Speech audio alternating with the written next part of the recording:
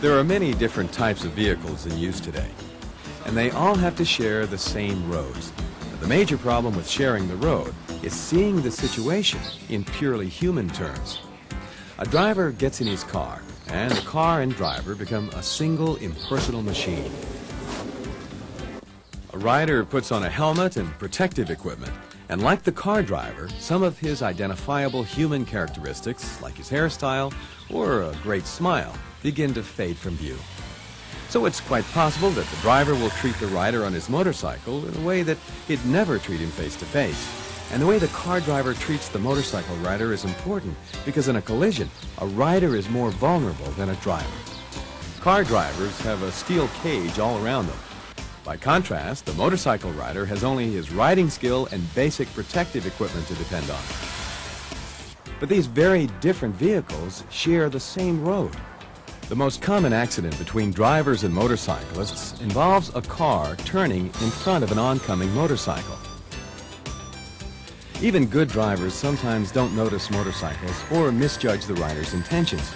Motorcycles are much shorter and narrower than cars, so they present a smaller profile. If a driver is subconsciously expecting a motorcycle to be as long and as wide as a car, he may think it's farther away or going more slowly than it really is. The solution to this is to take the time and effort to look not just once, but twice, and yes, 3 times, to make sure just how far away the rider is and just how fast he's approaching. Intersections are the most likely places for a collision for 2 reasons. First, because the car driver may not detect the motorcyclist. Second, if he does see the motorcyclist, the car driver may make a wrong interpretation of what the motorcyclist is doing. It's important for both riders and drivers to communicate their intentions, use your turn signals, and cancel them after a lane change.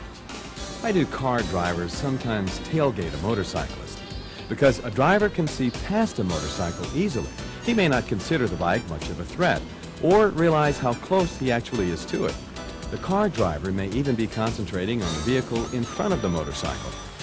When following a motorcycle, allow at least a 2-second following distance. You work it out like this. Choose a marker that the motorcycle you're following is passing. For example, as the motorcycle hits the shadow of this bridge, count 1001, 1002 before you pass the shadow. That's your 2 seconds. Always look before pulling out. It's especially important to check the rear view and side view mirrors when backing up and to look over your shoulder too.